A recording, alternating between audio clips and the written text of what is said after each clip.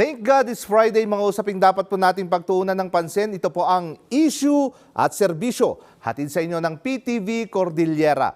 Ilang buwan matapos ang pagbabalik eskwela ng mga mag-aaral nitong buwan ng Hunyo, marami na pong insidente ang naging banta sa kanilang kaligtasan at seguridad.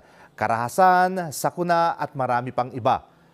Kung ano ang mga paksang tatalakayin po natin patungkol sa nakakabahalang issue sa sektor ng edukasyon, panoorin po natin ito. Sa paaralang ligtas, may matatag na bukas. Ngunit paano kung ang mga kabataan ay mismong makakatagpo ng kapahamakan sa mga institusyon kung saan hinuhubog ang kanilang kaalaman at kakayahan? Sa pagputok ng mga balita tungkol sa magkakasunod na insidente ng karahasan, hindi na lamang pangarap ang kanilang bitbit sa pagpasok sa eskwelahan, kundi pati ang takot sa panganib na maaring nakaabang. Kaya naman ang tanong ng taong bayan, ligtas pa ba ang mga paaralan? Ngayong hapon, huwag palampasin ang aksyon ng kinauukulan laban sa mga insidente ng bullying at iba pang uri ng school violence. Antabayanan din kung paano tinututukan ng ahensya ang mental na kalusugan ng bawat estudyante at guro sa rehiyon sa pamamagitan ng kanilang mga programa. Bukod pa dyan, makibalita rin tungkol sa mga detalye ng naisagawang National Assessment for School Heads dito sa Cordillera. Tutok na sa ating makabuluhang talakayan kasama ang Department of Education Cordillera. Bridget Marcasi Pangosfian sa Issue at Serbisyo. Hashtag Department of Education Cordillera sa IAS tayo ngayong hapon, mga ka-issue. At syempre makakasama natin sa napapanahong usapan ang medical officer po ng ahensya, none other than Dr. Raymond Damoslog. Good afternoon, Dr. Raymond. Kumusta ka ngayong hapon? Good afternoon din, sir. Okay naman, sir. Yun naman. At ikaw ang unang isasalang ng inyong ahensya. Actually, marami tayong guests ngayon. Nandyan yung mga kasama mo mamaya. At ikaw naman ang unang isinalang. So, ikaw ang una kong tatanungin. Sige po, sir. Edo o kahon? Magiging topic natin yan mamaya, sir. Yan. Nitong taon, marami ang napamalitang karumal-dumal na insidente po ng school violence sa iba't ibang parte ng bansa kung saan involve o sangkot ang mga menor de edad na estudyante. Doktor, sa ngayon, paano ninyo minomonitor kung may nangyayaring karahasan sa mga paaralan dito po sa Rehiyon Cordillera? Sa ngayon, sir, meron po naman tayong established na monitoring system. So lahat ng paaralan dito sa Cordillera, merong CPC or yung Child Protection Committee. Okay. Sila po ang unang tumutugon, nag-iimbestiga at nagre-record ng ating mga bullying or karahasan na cases dito sa atin. Mayroon na bang nilabas ang inyong ahensya na prosesong dapat sundan or susundan kapag may nangyaring karahasan sa loob po ng paaralan? At sino ang unang dapat tumugon sa mga ganitong insidente? May nilabas na department order, actually yung DO number 40, series of 2012. That's the DepEd Child Protection Policy. Okay. So ito yung sa reporting at referral mechanism. Ang una naman tumutugon dito ay yung ating mga school personnel at saka syempre yung kasama sa Child Protection Committee. Okay. Kaugnay po ng nangyaring pamamaril, naging viral ito sa isang paaralan sa Tacloban. Paano at kailan naman balak ipatupad ng inyong ahensya ang active shooter drill sa mga paaralan dito sa Cordillera, Dr. Raymond? And kamakailan lang, sir, actually nung July, July 2026, nagkaroon ng nationwide na active shooter drill. So nakalaan dito yung lockdown, lockout. So kasama din dito ang contingency plan at law enforcement coordination. Kung sakasakali lang, ano po ba yung mga dapat gawin ng mga guro at mga mag-aaral kapag may nangyaring active shooter sa paaralan? Can you give us some details kung ano ang mga dapat gawin during the active shooter drill, Doctor? Kapag merong active shooter sa loob ng paaralan, meron tayong tatlong principle na titingnan yung run, hide, and fight. Siyempre sa run, kung ligtas po, pwede tayong tumakbo kung saan yung may ligtas na lugar. Okay. Kung hindi posible, magtago tayo, that's the hide. So ilock natin ang classroom, maglagay ng barikada, patayin ang ilaw, at i-silent ang cellphone. Okay. So ganun po.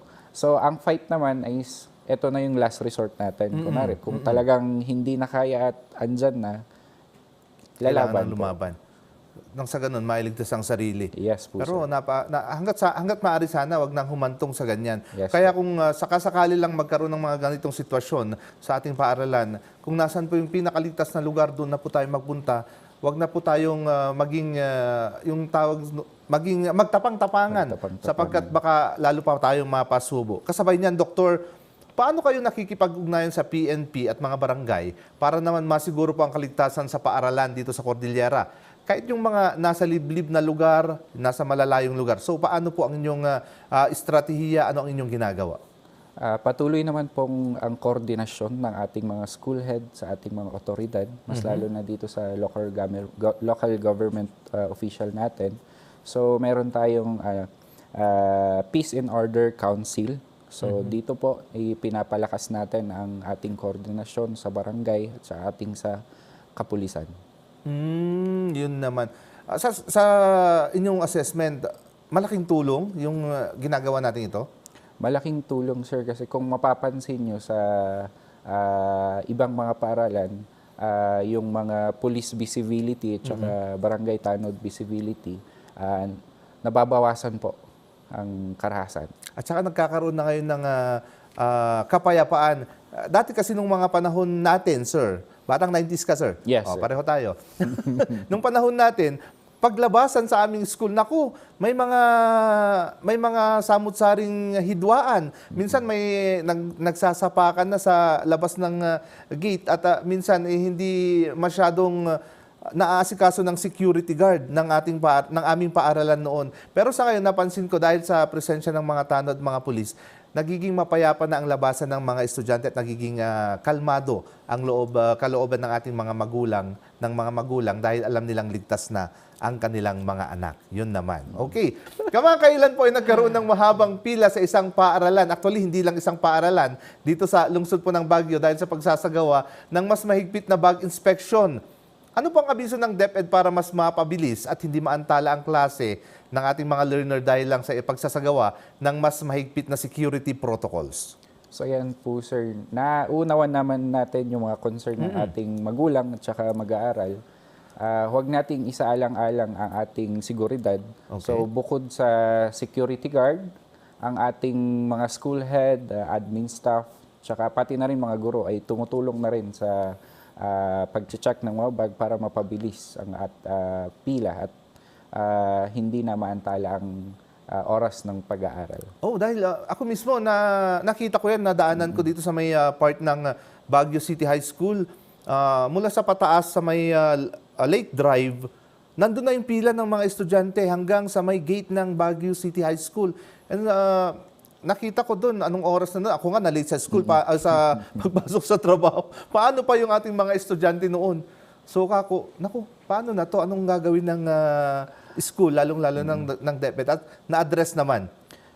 Actually, parang ang nasabi sa akin is umaabot yata ng hanggang 10 a.m. Pero nung lahat nung mga personnel sa school ay nagtulong-tulong, hindi na siya umaabot ng ganong oras. Oo, kasi kung sakalang first period mo 8 o'clock, tapos dan pa mag-umpisa, wala nang natutunan yung learner. At Opo. napakagandang balita na na-address po ang problemang yan. At safe pa rin ang ating mga estudyante dahil naman sa isinasagawang protocol na yan. Okay, tuloy-tuloy tayo, Doktor. May nakalaan bang budget ang DepEd para sa iba pang equipment at teknolohiyang maaring magamit para sa kaligtasan sa paaralan? Tulad na lamang nitong mga CCTV cameras, metal detectors at mga iba pang kasangkapang pwedeng magsabi na may mga hindi ka nais-nais na dala itong mga estudyante. Sa bagong labas na DepEd order, maaaring gamitin ng mga paaralan yung available school MOOE funds or yung maintenance and other operating expenses. So, syempre po, yung budget natin is syempre subject pa rin sa availability tsaka regulation ng budgeting policies ng DepEd. Napakahirap talaga pag budget ng pinag-uusapan, no? Napakalaking kontrobersya ng budget, mga kaibigan. Hindi lamang po sa malalaking ahensya, hindi lamang sa pamahalaan, kundi maging sa maliliit ng mga institusyon, pag pinag-usapan na ang pondo, nagiging tameme na tayo dahil talaga namang pondo ang kailangan para gumalaw ang isang operasyon. Opo, Okay. Ayon po sa PISA at EDCOM 2, humigit kumulang 65% ng mga mag-aaral sa Pilipinas ang nakararanas po ng paulit-ulit na bullying sa isang buwan. Isa sa pinakamataas sa buong mundo. Imagine sa buong mundo ito, Doktor, hindi lang sa Pilipinas, sa buong mundo. Bilang isang education official, gaano po kaseryoso ang isyung ito para sa DepEd? Sa aking palagay, i-consider natin tong isang national education concern. Kasi it affect yung mental well-being ng bata. So, pag sinabing it affect the mental well-being, so, diyan po, nagkakaroon ng anxiety, depression, tsaka psychological challenges sa ating mga bata. Doktor, ilan na ba ang nailistang bullying cases sa Cordillera at ano ang masasabi ninyo rito? Ano ang hakbang ng DepEd para mabawasan ang bilang na ito? Sa school year 2025-2026, merong 90 recorded na bullying Marami. case. Okay. So, yung nakakabahala syempre yung number na 90. Pero isa rin tong indikasyon para sa ating mga kabataan, sa parents, sa school, na importante yung ating pagre-report sa ating mga cases. So, para naman mabawasan ang bilang ng mga to, syempre pinapatupad pa rin yung Child Protection Policy, so anti-bullying campaign, Okay. Guidance and counseling service, at saka mga psychosocial support para sa ating mga kabataan. Okay, dire-diretso lang tayo, Dr. Raymond. Sa panahon ng social media, lumalawak po ang cyberbullying kahit lampas na sa oras ng klase.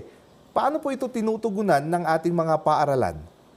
Actually, totoo po yun, sir, kasi ang bullying hindi lang po nangyayari sa loob ng paaralan, hindi lang po nangyayari sa loob ng classroom, but nangyayari din to outside the school.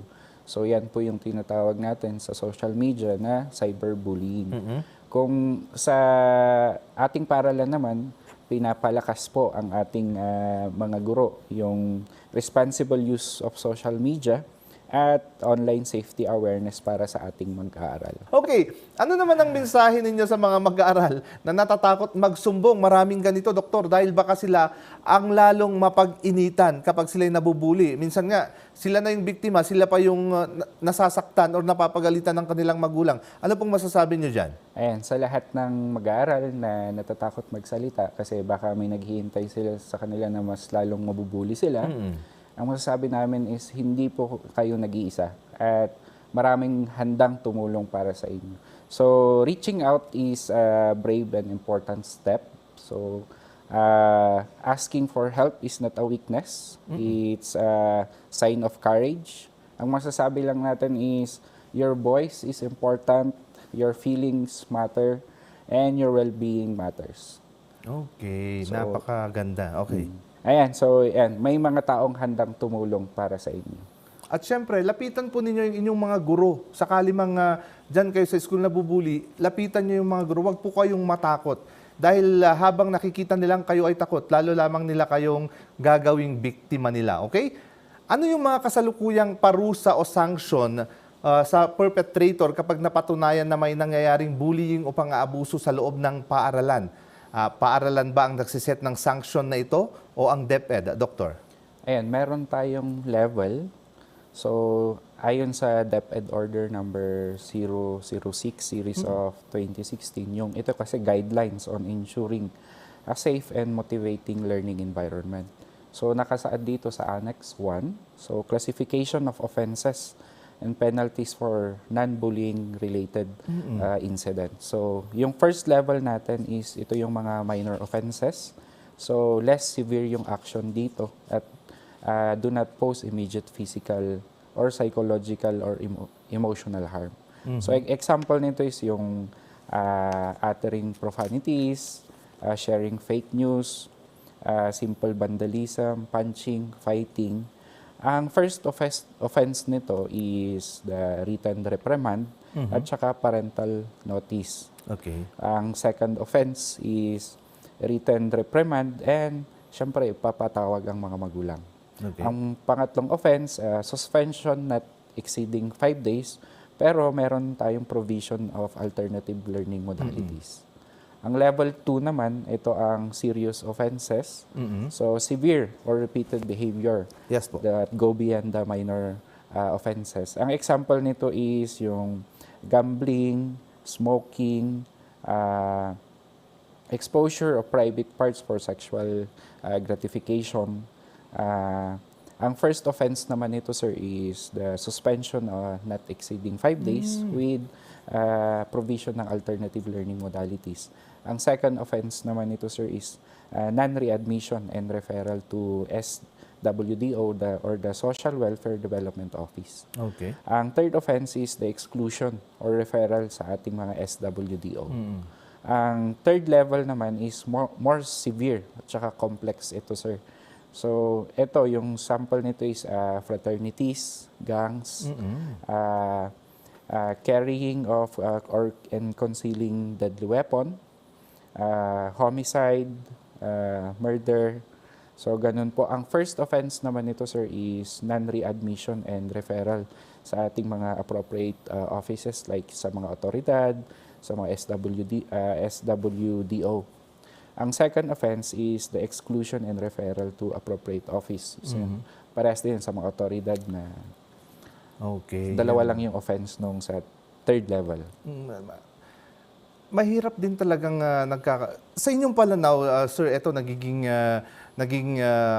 nausapan din ito nung nangyari yung shooting diyan sa Tacloban na may mga nagpapanukala na ibaba yung age ng dapat maparusahan pagdating sa mga mabibigat na kaso ng bullying na nagreresulta sa karahasan.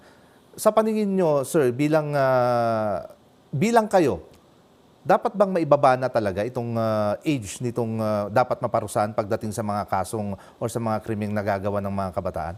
Ayan. Siguro depende po yan sa kung gaano ka grabe yung ginawa ng bata.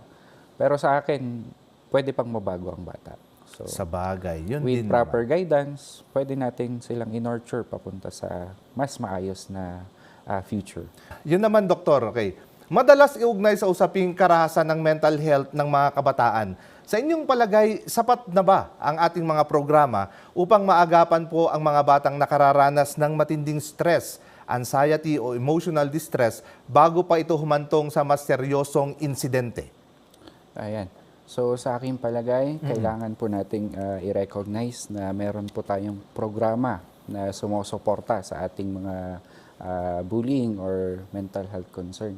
Pero kailangan din natin i-acknowledge na marami pa tayong gagawin. So, hindi ko masasabi na sufficient enough yung ating program, but we are doing our best para ibigay yung serbisyo sa ating mga mag-aaral. So, sa DepEd, ang ginagawa natin is primary intervention. So, early detection, para at least mabigay natin may early intervention or early support sa ating mga kabataan. Yun naman. Okay, maraming salamat, Dr. Raymond. Pero wag ka munang umalis dahil mamaya kasama pa kita at may makakasama ka naman na isasalang dyan sa upuang yan. Okay, mga ka-issue, abangan sa aming susunod na talakayan ang iba pang detalye tungkol naman sa mental health ng mga mag-aaral at mga inisyatibo po ng DepEd Cordillera na tumutugon sa pagkaantala ng edukasyon tuwing may krisis o sakuna. Magbabalik pa po ang issue at serbisyo.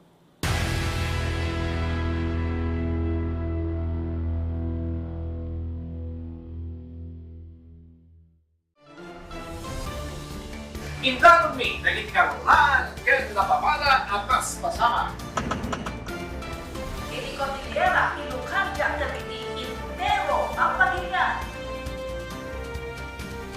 Napupuno iti impormasyon, istorya, kapadasan, ken napipintas a pakasaritaan. Nakatutok ti sububukal a pwersa ti PTV Cordillera News Team.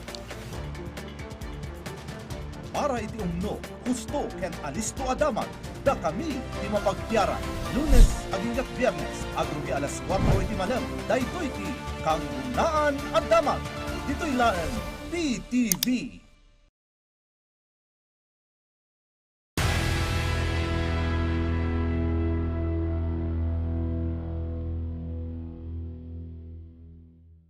Mga kailyan, kayo ay nakatutok pa rin po sa issue at serbisyo. Hashtag Department of Education Cordillera, sa IAS pa rin po tayo. At syempre, kasama pa rin natin ang medical officer na si Dr. Raymond Damoslog. Sasamahan din naman tayo ngayon ng Education Program Supervisor ng ahensya. Wala pong iba kundi si Miss Judica Dasco. Yan naman. Good afternoon, Ma'am Judy. Kumusta ka ngayong hapon? Okay lang naman po, sir. Yan naman. At kumusta ang unang pagkakataong ikaw ay masalang? Hindi po sa Senado, kundi dito sa issue at serbisyo. Kinakabahan, sir, syempre. Pero syempre, kailangan natin gawin para pag-usapan natin kung ano dapat natin pag-usapan. Yun naman, nauna kasi si Dr. Raymond kanina, kaya medyo siya'y hindi, nawawala na yung kanyang kaba. Pero balikan kita mamaya, Ma'am Judy, okay? Unahin ko ulit muna si Dr. Raymond. Dr. Raymond, in continuation to our discussion about mental health, ano-ano ang mga red flags na dapat pong mapansin ng mga guro at magulang upang sa ganun ay maagapan po ang isang batang may pinagdaraanan sa mental health? Ayan po, sir. So, actually, mahalaga ang papel na ginagampanan ng ating magulang tsaka guro. Kasi sila po ang unang nakakatingin sa ating mga estudyante. So, una po, tinitignan natin kung merong sudden change ng behavior. Kunwari, ang bata, dati-dati, active naman siya, tapos bigla na lang siyang nananahimik, nagiging irritable. Kung minsan, self-isolation, ina-isolate ang kanyang sarili, hindi lang sa paaralan, pati sa kaibigan, or pati na rin sa pamilya. Okay. So, bukod dito, kasama rin dito ang change ng physical well-being. So, dito, tinitignan natin ang grooming ng bata, Okay. neglect sa personal appearance, tsaka nagkakaroon din ng problema sa pagtulog, sleep difficulties. Ganun po siya. Aside from this, tinitignan din natin yung mga risky behavior ng mga bata. Kasama dito yung self-harm, substance use. Kasama na rin dito ang yung mga pagpo-post sa social media. Siyempre, hindi natin sa walang bahala na ang mga bata ngayon, ine-express nila ang sarili nila through posting. So yung stage na yan, Doktor, napakadelikadong biglang pumasok itong mga kaibigang may masamang intensyon, yung mga kaibigang hindi dapat maging kaibigan ng ating mga anak.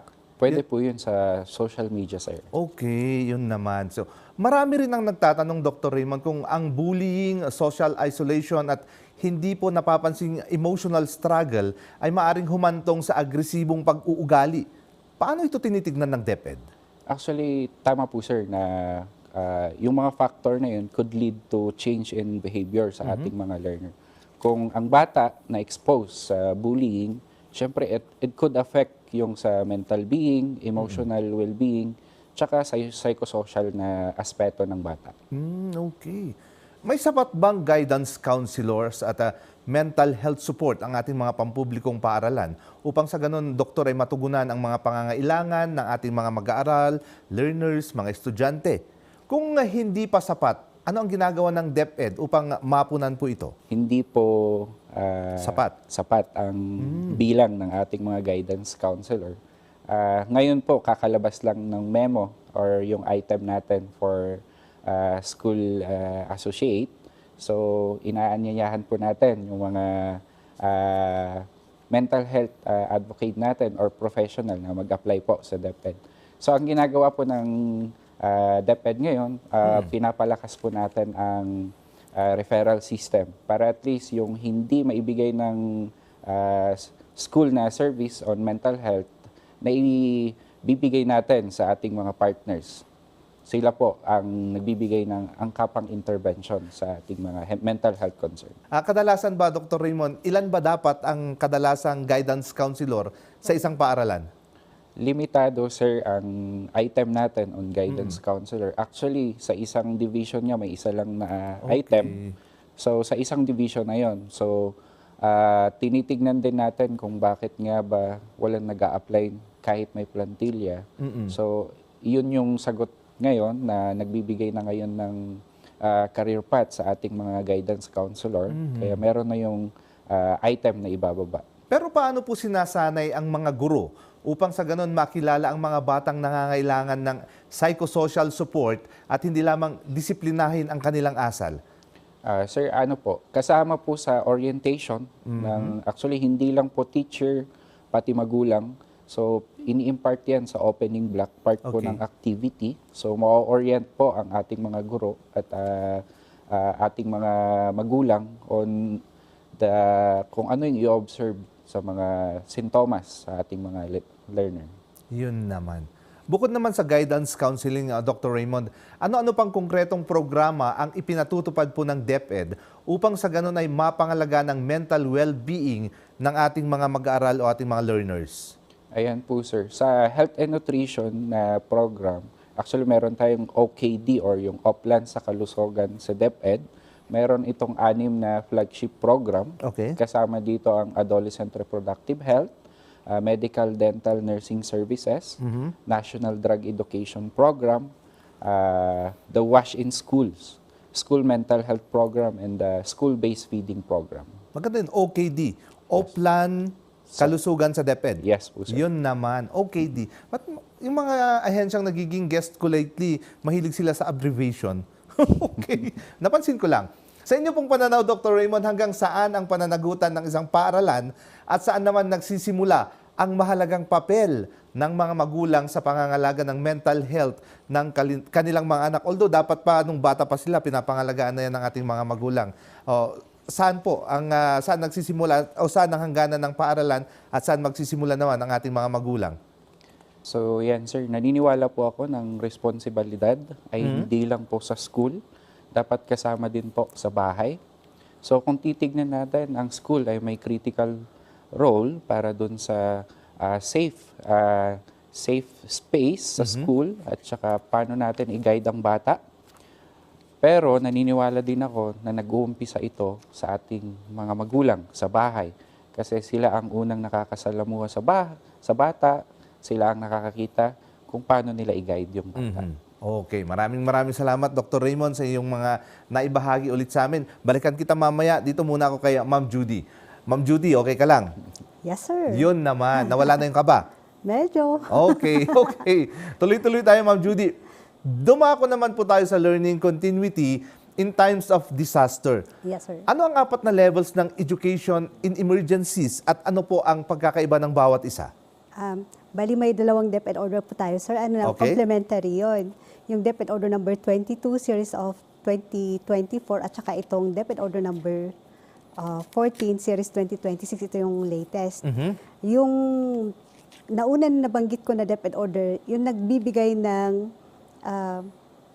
ano tawag nito, yung guidelines kung kailan masususpend yung klase. Ito Okay. namang learning continuity in emergency, ito naman yung magsasabi kung ano ang dapat gawin ng mga eskwelahan kapag magkakaroon ng suspension ng klase. Dito nga papasok yung 4 na levels dun sa framework na yon. Yung hayo, yung hinay, yung hinga, at saka yung hinto.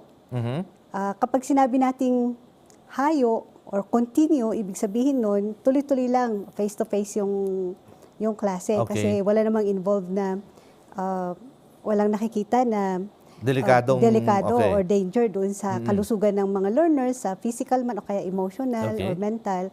So face-to-face yung klase doon sa hayo stage Okay. o level. Sa hinay naman, kagaya nung nangyari ngayong week na ito, di ba, Yes. nagkakaroon ng suspension ng klase Yes, ma'am. dahil sa wala tayong Bagyong Luis, bagyo. okay. Ay, may bagyo tayo. Hindi masyadong malakas, pero kailangan isuspend yung face-to-face classes, pero ongoing yung kanilang asynchronous classes.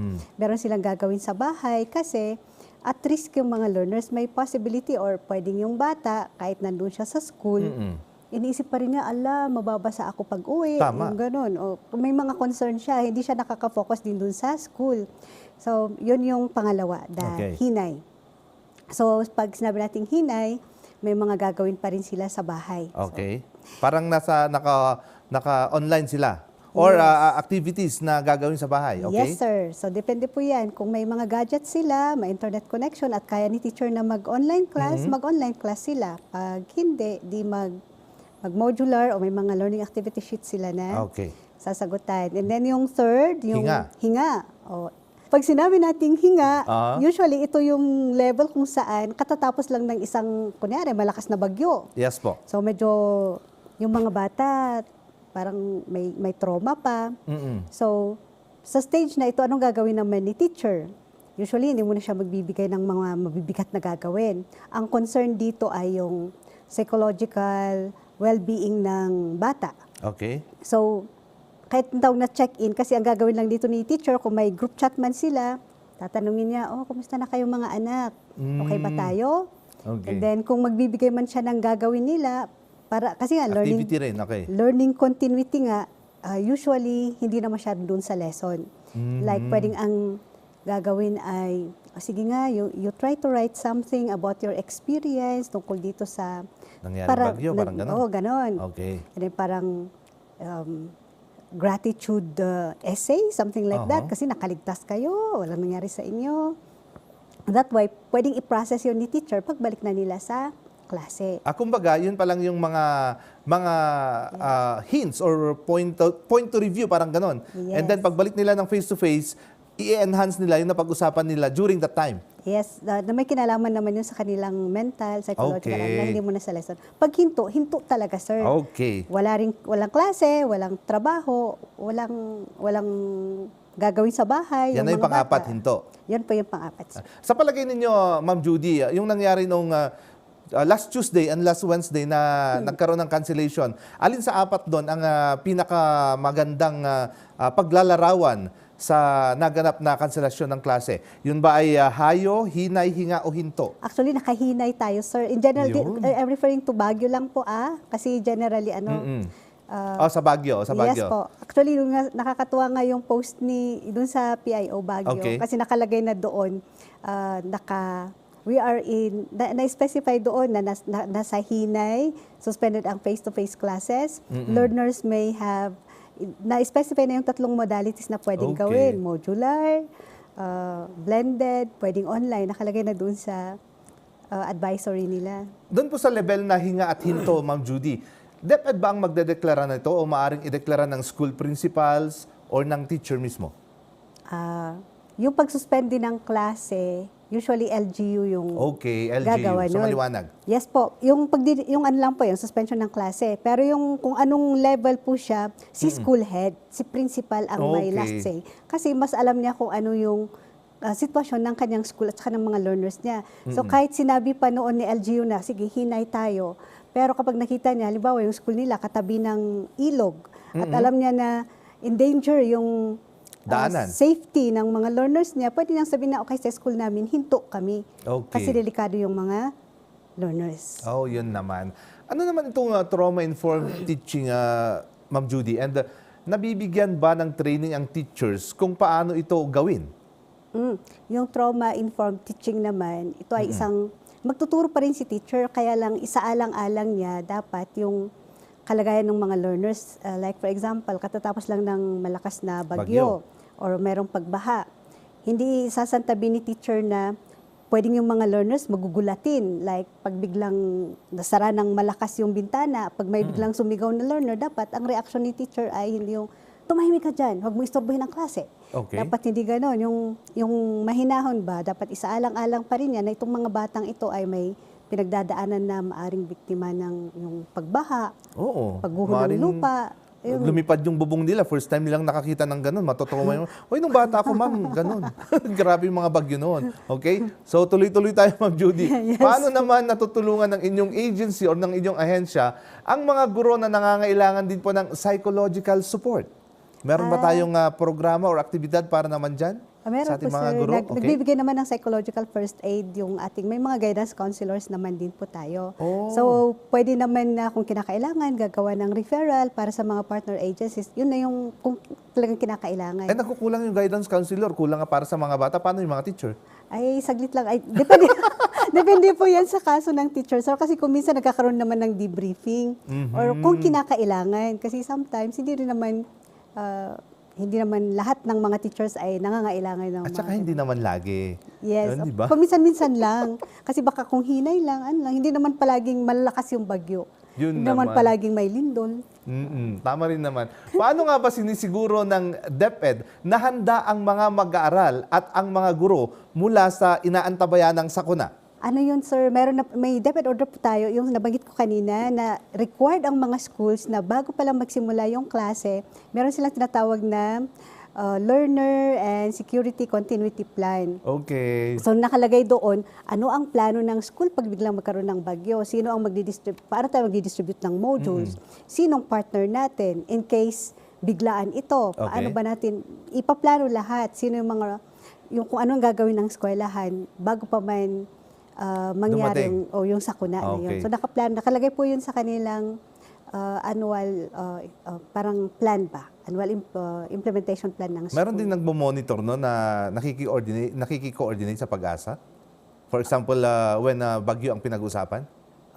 Yes, sir. Kasi pag nagpaplano sila, kuminsan, hindi lang naman yung school ang nagpaplano dyan, kasama yung mga parents dyan, at saka yung mga agencies na involved doon. Okay. And then, ina-assess po nila in every end ng term. Halimbawa, kasi 3 term po tayo.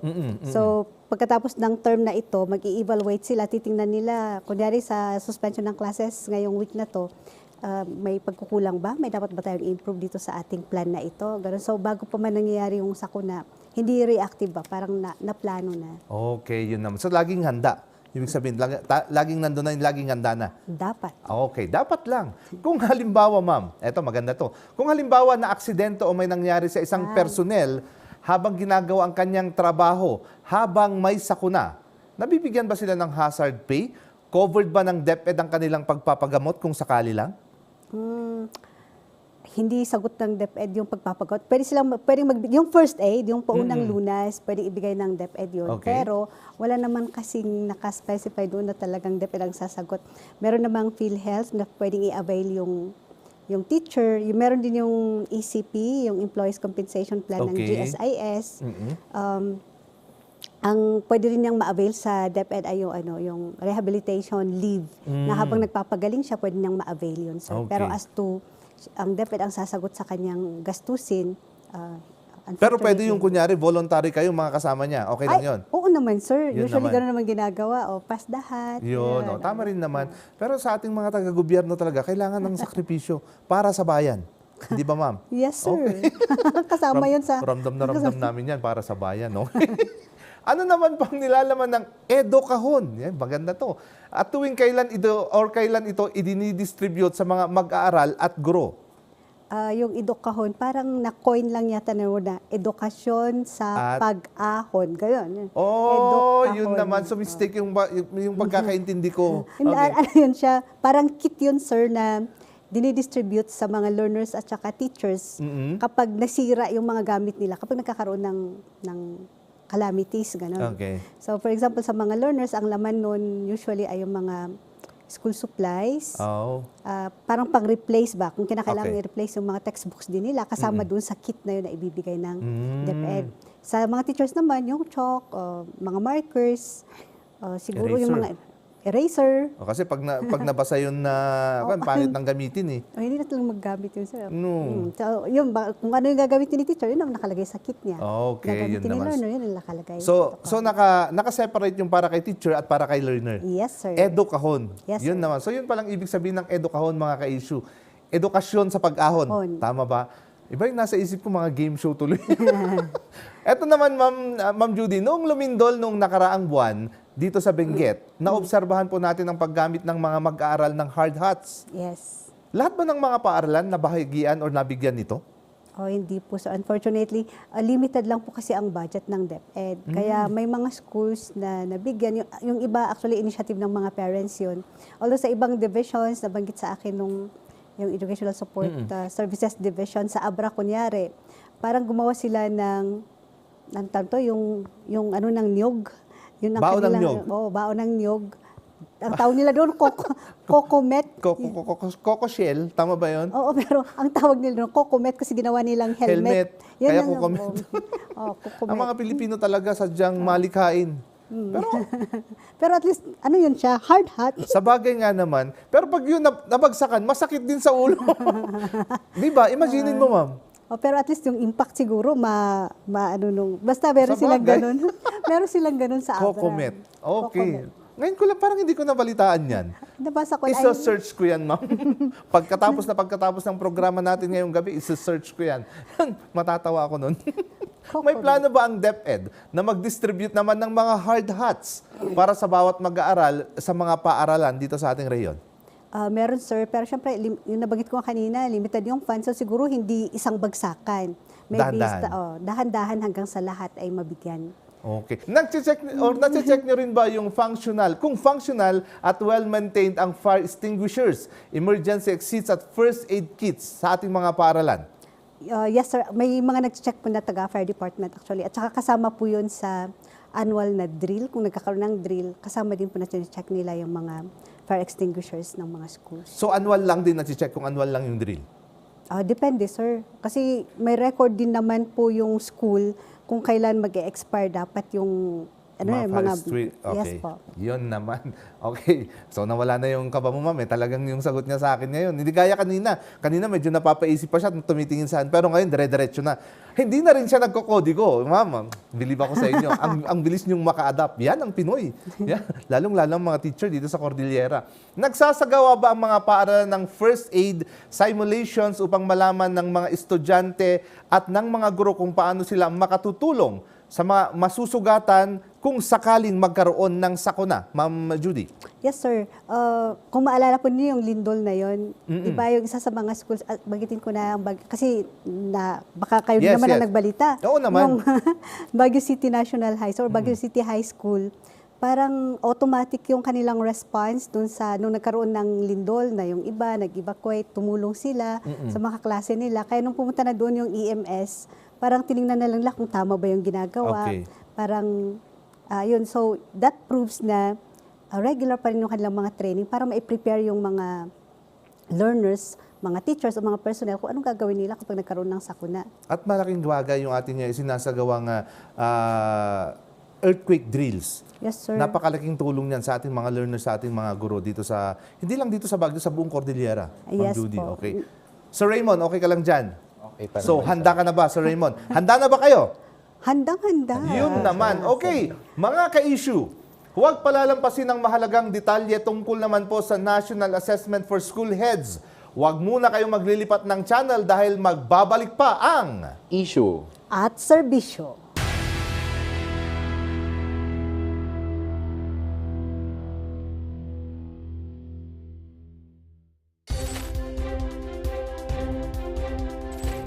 Narito na ang inyong mga tagapagbalita. Pagsapit ng tanghalian.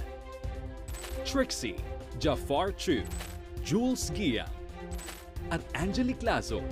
Tuwing tanghali, dito ang sentro ng kaganapan. Sentro Balita. 1:00 ng hapon, mula Lunes hanggang Biyernes. Dito lang sa inyong People's Television.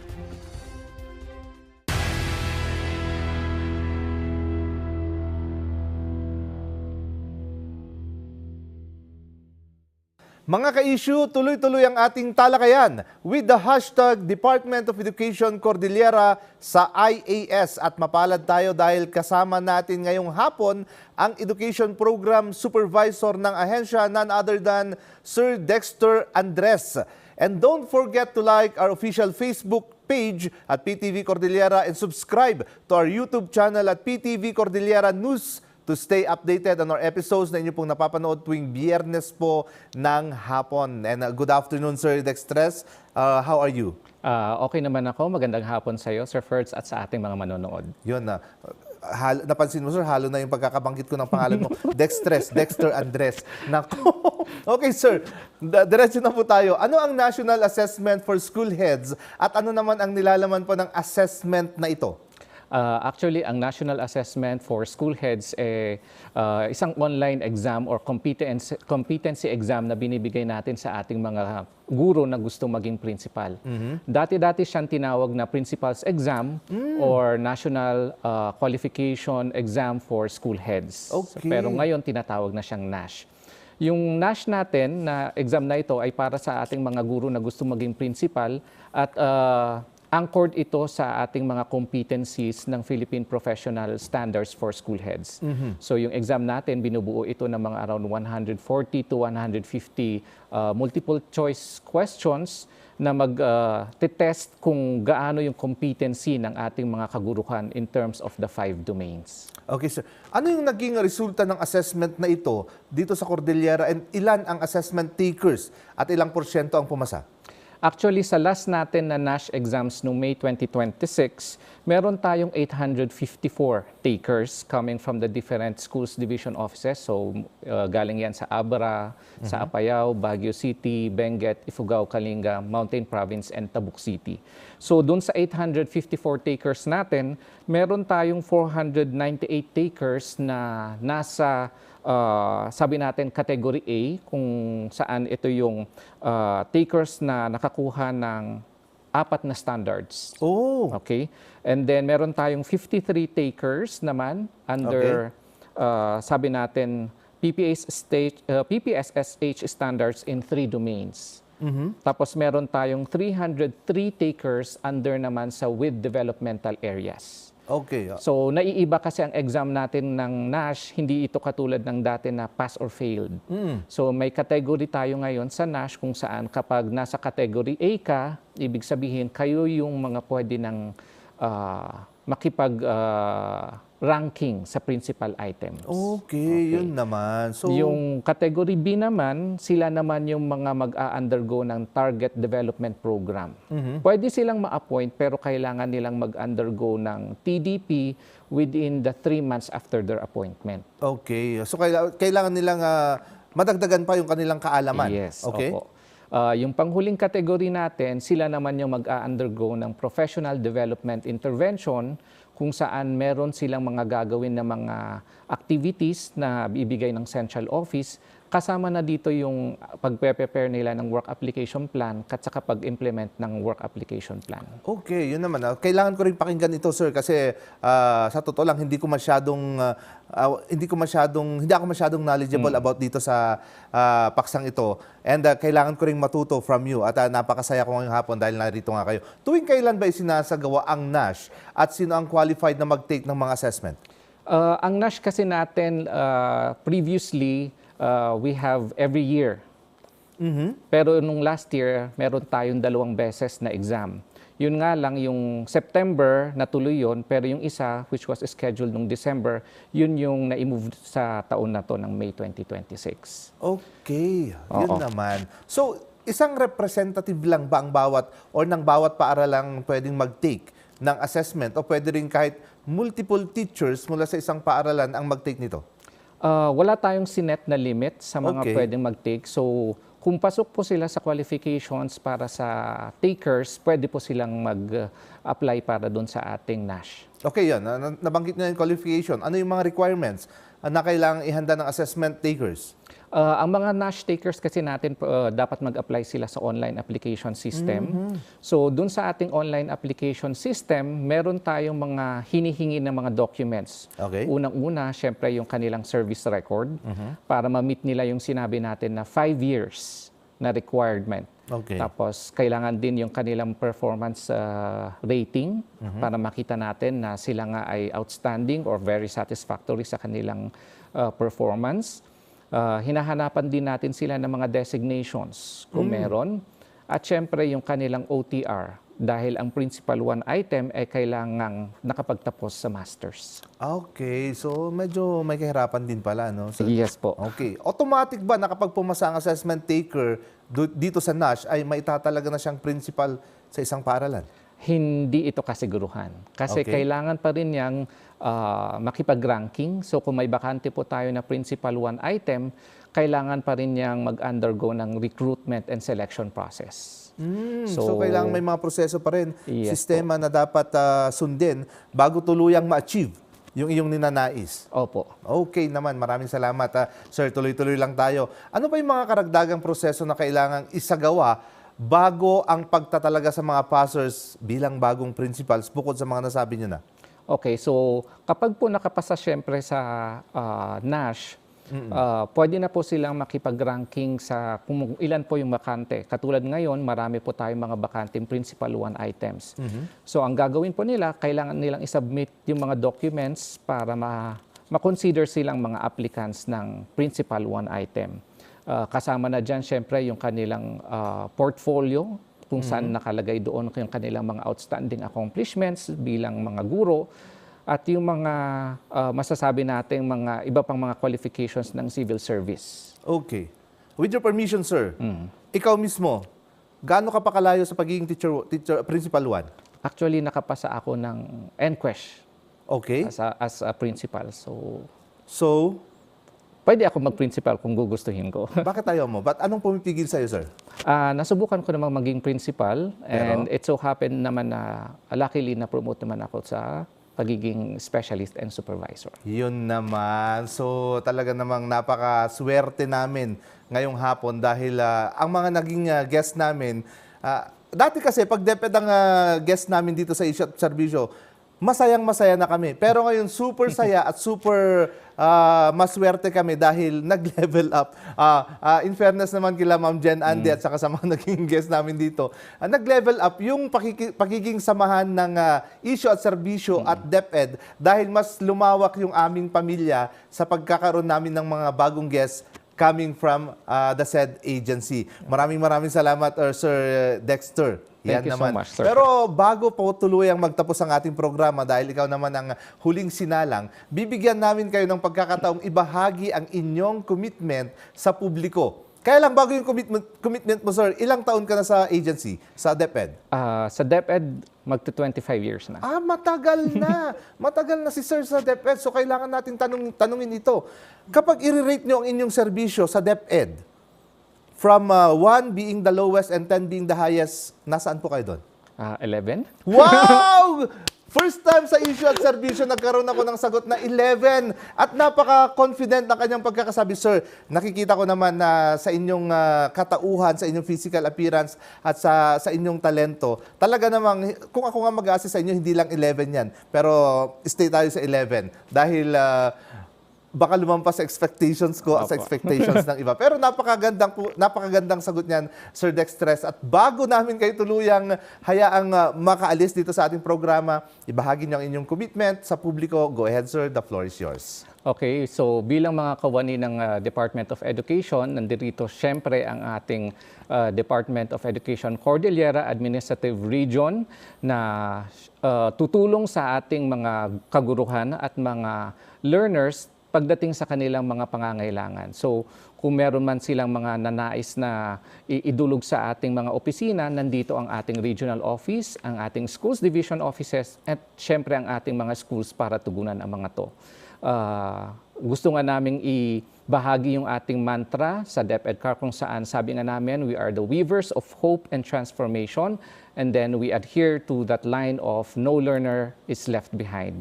So on behalf of our Regional Office Director, RD Nicolas Ticapulong, and of course our ARD, Sir Ronald Castillo, maraming salamat, Sir Ferd, sa PTV4 at sa ating mga manonood for this afternoon that we are able to share with you yung ating serbisyo. Yun naman, very well said, Sir Dexter. Maraming salamat din po sa pagkakataong ibinigay po ninyo sa Issue at Serbisyo na kayo naman ang maging panauhin namin ngayong hapon para po sa episode ng DepEd dito sa ating programa. Thank you very much, sir. Maraming salamat din. Mga ka-issue, bawat mag-aaral may sariling galing, katangian at prinsipyo. Ngunit ang ganap at tunay nilang pagkatuto ay hindi lamang po nakasalalay sa mga kaalamang ipinapasa ng kanilang guro. Hinuhubog din sila ng taus-pusong pangunawa, suporta at disiplina katuwang ang DepEd Cordillera. Sana'y manatili ang kaligtasan sa mga paaralan na itinuturing na rin nilang pangalawang tahanan. Bueno, maminsan pa ngayon kamagyaman papagayam iting kay panang tarabay. Iti programa tayo itaamalam ti Biyernes. Aging gamanan iti sumaruno anabara ken napnuan kay papanan a diskusyon. Dito'y Issue at Serbisyo. Siya kapo ni Ferdinand Feria na imbaga sardam kada kayo amin. Thank you very much, sir. Thank you, sir.